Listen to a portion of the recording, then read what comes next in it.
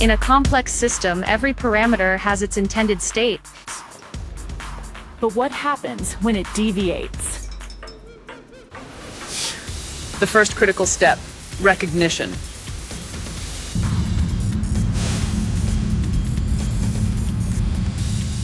What if the pressure here?